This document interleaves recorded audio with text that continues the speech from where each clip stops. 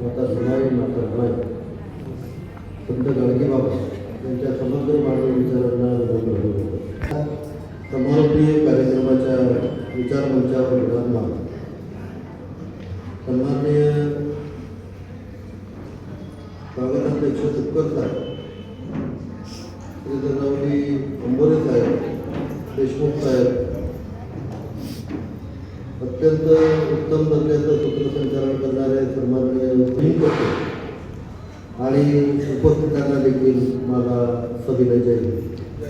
माझ्या मित्रांनो, वामनदादा कर्डकांच्या असणाऱ्या साहित्य क्षेत्रातील तमाम गोष्टींच्या आधारावर होत असलेलं साहित्य संमेलन ते आपण जे घडवून आणलेलं आहे, त्याचा मी आपल्या ऐतिहासिक अकोल्याच्या प्रतिष्ठानतर्फे, त्याचबरोबर आमचे मित्र सन्माननीय अशोक इंगळे सर, रमेश तायडे साहेब, हे जे रमेश तायडे साहेब कोषाध्यक्ष आहेत, ते सर प्रतिष्ठा ऐतिहासिक प्रतिष्ठानचे सचिव आहेत, या सर्वांतर्फे जे जवळजवळ 5,500 आजीव सदस्य त्या ऐतिहासिक प्रतिष्ठानच्या आहेत. त्या प्रतिष्ठानच्या अत्यंत महत्त्वाचा विषय आपल्याला मी सांगू तर संकल्पना आहे, त्यांचं मार्गदर्शन आहे, ते सतत आम्हा लोकांना लाभत असायचं. आणि आता D.R. इंगळे साहेबांनी, साबळे साहेबांनी वगैरे जे ऐतिहासिक प्रतिष्ठानच्या संदर्भातली माहिती सांगितली, तर त्याचा धागा पकडून मी आपल्याशी 1-2 मिनिटं तो संवाद साधेल. मला माहीत आहे यानंतरचा कार्यक्रम अत्यंत महत्त्वाचा आहे. आम्ही उगत मधात करण्यात जास्त टाईम प्रमाणात काही गोष्टी होणार नाही, घेणार. परंतु माझ्या मित्रांनो, वामनदादा कर्डकांचं असणारं जे काही साहित्य असेल, जे त्यांचे गीतं असतील, जे काही त्यांनी रचना केलेल्या आहे, दिवस रात्र मेहनत घेऊन, आपणाला कल्पना आहे आजचे तर काय म्हणतात तशा प्रकारचं काही वामनदादांचं साहित्य क्षेत्र नव्हतं. आणि म्हणून वामनदादा कर्डक हे कोणत्या चळवळीच्या मातीतून होते हे जर आपण पाहिलं तर आपल्याला असं लक्षात येईल की सर्वसामान्यपणे चळवळीचे मी जोपर्यंत विचार केलेला आहे, तर चळवळीचे 3 प्रकार आपल्याला दिसत आहेत.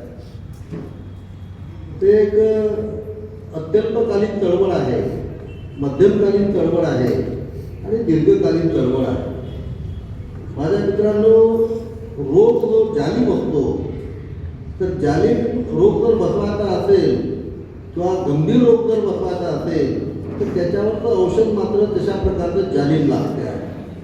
तुम्ही मारल्यासारखं करा, मी रडल्यासारखं करतो, असं जर असेल तर साहित्य क्षेत्रातले असणारे जे काही निर्मितीचे परिणाम आहेत ते 60-70 वर्षामध्ये आपल्याला दिसत आहेत. साहित्य जे काही असेल, मी सर्वसामान्यपणे पैलवानांवर खूप प्रेम करतो, सर्वसामान्यपणे साहित्यिकांवरही प्रेम करतो. मला खूप आवडतात पैलवान मंडळी समाजामधली. त्यानंतर साहित्यिक हे देखील समाजाचं संरक्षण करणारे एक पैलवानच आहे. ते कवी असतील, लेखक असतील, गझलकार असतील वगैरे. आणि म्हणून प्रत्यक्षपणे समाजाचा मुद्दा धरून राबणारा जो वर्ग आहे त्याच्यावर निश्चितच सगळ्यांचं प्रेम असते आणि हे प्रेम आपल्याला दिसून येते आहे माझ्या मित्रांनो. आणि म्हणून डॉक्टर बाबासाहेब आंबेडकर आपल्यामधून निघून गेल्यानंतर डॉक्टर बाबासाहेब आंबेडकरांची असणारी जी चळवळ आहे ती दीर्घकालीन चळवळ आहे. वामनदादा कर्डकांची जी चळवळ आहे ती दीर्घकालीन चळवळ आहे. आणि म्हणून गंभीर स्वरूपाचा आधार जर त्या आधाराला वाचवायचा असेल तर माझ्या मित्रांनो, जसं आता मी म्हटलं आहे की औषधी जालिम असलं पाहिजे, मारण्यासारखं करा, रडण्यासारखं करा, अशा प्रकारचं औषध मलमपट्टी करणारं नसावं. आणि म्हणून साहित्याच्या निर्मितीचा असणारा जो परिणाम आहे तो जमिनीवर, या देशाच्या, या गोरगरीब समाजाच्या, बहुजन समाजाच्या असणाऱ्या जमिनीवर ते उगवलं पाहिजे. तो परिणाम आपल्याला दिसला पाहिजे, डोळ्यांना आपण पाहिलं पाहिजे. आणि म्हणून डॉक्टर बाबासाहेब आंबेडकरांचा विचार या मातीत रुजण्यासाठी ज्या ज्या वेळेला वामनदादासोबत चर्चा आपली व्हायची माझ्या मित्रांनो, तेव्हाची संकल्पना, आता साबळे साहेबांनी सांगितलं 30 वर्षापासून हे प्रतिष्ठान जे आपण या ठिकाणी अस्तित्वात तारखेला देशातील 16 राज्याच्या लोकांनी 50-50, 100-100च्या दत्तांनी त्या प्रतिष्ठानला भेट दिलेली आहे. 12 राज्याच्या लोकांनी गोव्याला कॉन्फरन्स बोलवली आणि त्या ठिकाणी प्रतिष्ठाने समजून घेतलं. डॉक्टर बाबासाहेब आंबेडकर जे आहे ते समाजामधली दुही कमी करणारे अत्यंत महत्त्वपूर्ण व्यक्ती ठरलेले आहे. सगळा समाज हा एकोप्याने नांदावा अशा प्रकारचा डॉक्टर बाबासाहेब आंबेडकरांचा विचार जो आहे मानवतावादी, तो रुजवण्यासाठी जे जे करण्याची आवश्यकता असेल ते डॉक्टर बाबासाहेब आंबेडकरांनी त्यांच्या हयातीमध्ये केलेलं आहे आणि जे उरलेलं असेल ते आपल्याला मार्गदर्शन केलेलं आहे.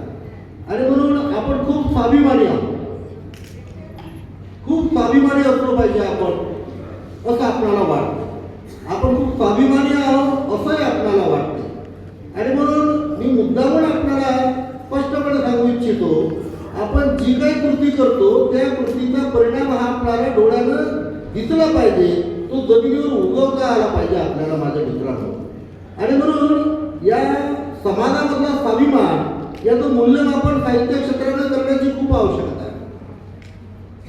ज्या वेळेला नीतिमत्तेच्या आधारावर काही काम करण्यात येते, नैतिकतेच्या आधारावर काही काम करण्यात येते, तसं विद्यार्थी प्रामाणिकपणानं म्हणजे नीतिमत्तेनं अभ्यास जेव्हा करतो त्याचा असणारा त्यावेळेला आपल्याला परिणाम त्या गुणपत्रिकेतून दिसून येतो. माझ्या मित्रांनो, आपण राबत असलेलं जे काही काम असेल त्या कामाचा परिणाम, त्या चळवळीचा परिणाम हा दिसतोय का?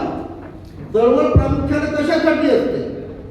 चळवळ जी असते पुरोगामी विचारांची चळवळ जी आहे, बुद्ध फुले शाहू आंबेडकरी विचारांची चळवळ आहे, शिवाजी महाराजांची चळवळ आहे, जिजामातीची चळवळ आहे, शाहू महाराजांची चळवळ आहे. ती चळवळ कशासाठी असते? तर हा समाज गोविंदाने नांदावा याच्यासाठी असते. या समाजामधलं असणारं दारिद्र्य नष्ट व्हावं याच्यासाठी असते. या समाजामध्ये समानता नांदावी याच्यासाठी असते. या समाजातल्या झोपडपट्ट्या कमी व्हाव्यात याच्यासाठी असते. या समाजामध्ये प्रज्ञावान लोक निर्माण व्हावेत याच्यासाठी असते. पण डॉक्टर बाबासाहेब आंबेडकर आपल्यातून निघून गेल्यानंतर आतापर्यंत या 60-70 वर्षामध्ये आपल्याला काय दिसते? या समाजामध्ये नैतिकतेच्या आधारे जेव्हा काम करण्यात येते तेव्हा फळं उत्तम स्वरूपाचे आपल्याला दिसतात. माझ्या मित्रांनो, म्हणून आपण आपल्या असणाऱ्या ज्या काही चळवळी असतील त्या चळवळीचं मूल्यमापन करण्याची मात्र आवश्यकता आहे. आणि म्हणून मी प्रामुख्याने आपल्याला सांगितलं की चळवळी 3 प्रकारच्या असतात. गुंतवणारी चळवळ नसते अशातला भाग नाही आहे. आणि म्हणून अल्पकालीन चळवळ, मध्यमकालीन चळवळ आणि दीर्घकालीन चळवळ. आतापर्यंतच्या चळवळी जेव्हा आपण पाहतो आहे तर दिवस रात्र चालणाऱ्या चळवळी कोणत्या दिसतात आपल्याला? वर्षातून एक वेळेला काही आपण चळवळ राबवली तर ती त्याला लागणारी मेहनत जास्तीत जास्त 15-20 दिवस एखाद्या महिन्याची लागते. मध्यमकालीन चळवळ जर राबवली तर 4-8 दिवसाच्या चळवळीसाठी 2-3 महिन्याचा कालावधी लागतो. परंतु दिवस रात्र जी चळवळ सतत समाजामध्ये पेरायची असते त्यावेळेला माझ्या मित्रांनो ती दीर्घकालीन चळवळ ठरते. आता मी NRT कॉमर्स कॉलेजला प्राध्यापक असताना 35 वर्ष या देशा महाराष्ट्रातला एकही मी विद्वान आणि साहित्यिक ठेवलेला नाही आहे की तो NRT कॉलेजला व्याख्यान देण्यासाठी आलेला किंवा आलेला नाही. एक देखील ठेवलेला नाही. 35 वर्षामध्ये 40 विद्वानांना, 40 साहित्यकारांना, सम्राटांना त्या NRT कॉमर्स कॉलेजमध्ये व्याख्यान देण्यासाठी मी बोलावलेला आहे. मला एकाही विद्वानाकडून खूप नम्रपणे आणि जबाबदारीने आपल्याशी बोलतोय. महाराष्ट्रातला तोंडातून शब्द काढा विद्वानाचा, तो तिथं आपण अकोल्यात बोलावलेला, NRT कॉमर्स कॉलेजला बोलावलेला. प्रेमनाथाई ओ फार्ममध्ये बोलावला हा तर भाग वेगळा. पण प्रामुख्यानं RSS वाल्यांची असणारी जी काही संस्था असेल त्या संस्थेमध्ये प्रत्येक वर्षाला महाराष्ट्रातला 1 किंवा 2 विद्वान त्या ठिकाणी बोलावलेला आहे. त्या एकाही विद्वानाच्या तोंडून, म्हणून मी म्हटलंय की मी खूप नम्रतेनं आणि जबाबदारीनं सांगतो आहे, एकाही असणाऱ्या विद्वानाच्या तोंडून या गोरगरीब समाजाचा सर्वांगीण विकास व्हावा यासाठी डॉक्टर बाबासाहेब आंबेडकर यांनी आपल्याला काय सांगितलं हे वाक्य उच्चारलेलं नाही. फॅक्ट.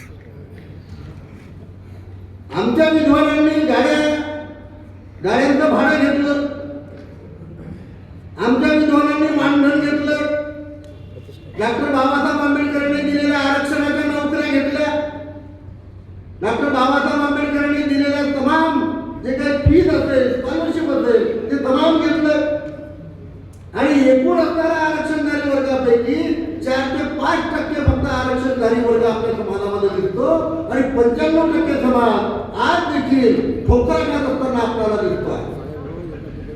साहित्य क्षेत्रातला असणारा जो परिणाम आहे, त्या परिणामानं हा समाज किती पेटलेला, हा आरक्षणधारी वर्ग किती पेटलेला आहे, समाजामध्ये काय बदल घडून आणलेला आहे. आणि म्हणून माझ्या मित्रांनो, डॉक्टर बाबासाहेब आंबेडकरांनी आपल्याला आरक्षण रहित असताना 95% समाज जो असेल त्या समाजाच्या सर्वांगीण विकासासाठी आपल्या कमाईचा नियमितपणे 20वा हिस्सा द्यायला सांगितलेला आहे. 20वा हिस्सा नियमितपणे द्यायला सांगितला. 20वा हिस्सा येतो 5% आणि म्हणून तो जर दिला असता, या प्रतिष्ठानच्या असणाऱ्या तमाम लोकांनी पहिल्यांदा 2000 ते 2004 पर्यंत याचा अभ्यास केला, जर 20वा हिस्सा दिला गेला असता, त्याग केला गेला असता, तर महाराष्ट्राच्या प्रत्येक जिल्ह्यामध्ये किमान 4000 कोटीचं काम माझ्या मित्रांनो या गोरगरीब समाजाच्या सर्वांगीण उन्नतीसाठी झाला असता. आम्ही स्वाभिमानी आहोत, 22 प्रतिज्ञांचं पालन करणारे आम्ही आहोत, पंचशीलाचं पालन करणारे आम्ही आहोत. वामनदादा कर्णकांच्या असणारी गीतं याच्यापेक्षा दुसरं काय सांगता येत आपल्याला. आणि म्हणून मग जर मी स्वाभिमानी असेल तर दुसऱ्या दिवशी उठून 22 प्रतिज्ञा म्हणणारा प्राध्यापक भारताकडे किंवा पंचशीलाचं पालन करणारा प्राध्यापक भारताकडे, स्वाभिमान सांगणारा प्राध्यापक भारताकडे दुसऱ्या दिवशी उठून त्यांच्या असणाऱ्या मुलांना, त्यांच्या मुलींना, त्यांच्या नातवांना, त्यांच्या गणपुतांना त्याचं बोट धरून RSS वाल्यांच्या शाळेमध्ये तो पाठवतो का नाही याचा विचार करा. एकीकडे संस्कार करणारी यंत्रणा आपण राबवायची आणि दुसऱ्या दिवसाला प्रतिगामांचे संस्कार संपूर्ण वर्षभर कसे होतील याच्यासाठी आपण आपल्या मुलाबाळांना त्या शैक्षणिक संस्थांमध्ये पाठवतो का नाही याचा विचार करण्याची गरज आहे. स्वाभिमान सांगायचा, दुसऱ्या दिवशी देगमा जोगवा आम्हाला काम देता कायची. शिक्षण आमच्या एवढं ब्राह्मणांबरोबर आम्ही शिक्षण घेतलं, तसं विद्वान आमची जेव्हा सांगतात त्यावेळेला हा शिकलेला सवरलेला वर्ग दुसऱ्या दिवशी उठतो आणि देगमा जोगवा म्हणतो का नाही याचं चिंतन करावं. द्यायचं आम्हाला नोकरी.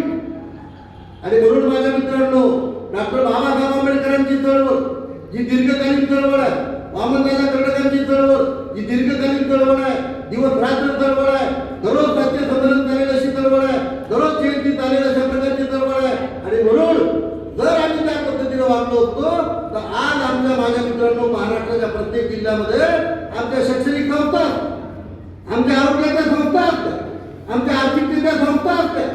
आम्हाला दोघं मागण्याची आवश्यकता नसती. आणि म्हणून गेल्या 60 वर्षात आता 10 ते 15 वर्ष काय आपल्याकडे शिल्लक असतील माझ्या मित्रांनो. आणि म्हणून त्याग जर नसेल तर अशा प्रकारच्या ज्या चळवळी निर्माण होतात माझ्या मित्रांनो, त्या निर्माण होतात आणि लयात जातात. आणि त्या दृष्टिकोनातून आपण विचार करावा अशी आपल्याला नम्र विनंती करतो. आणि त्यागाशिवाय डॉक्टर बाबासाहेब आंबेडकरांचा अभिनय होता येत नाही. आज त्याग नसेल तर बाबासाहेबांचा अभिनय होणे शक्यच नाही. आपण किती प्रमाणात त्याग करतो हे आपलं आपण मूल्यमापन केलं पाहिजे. मला 2 लाख पगार असेल तर मी प्रति महिन्याला 10,000 नियमितपणे या गोरगरीब समाजाच्या आर्थिक उन्नतीसाठी देतो काय याचा विचार आम्ही केला पाहिजे. अकोल्याचं प्रतिष्ठान तुम्हाला DR इंगळे साहेबांनी सांगितलं. मी देखील आपल्याला नम्र विनंती करतो, हे तुमचं आपलं सगळ्यांचा मागास बहुजनांचा आहे. आपली उन्नती जर झाली तर बहुजन समाजाला खूप आनंद होणार आहे माझ्या मित्रांनो. आपण रडत खडत जर राहिलो तर हा समाज म्हणेल की डॉक्टर बाबासाहेब आंबेडकरांनी या पद्धतीनं आपल्याला सांगितलं का.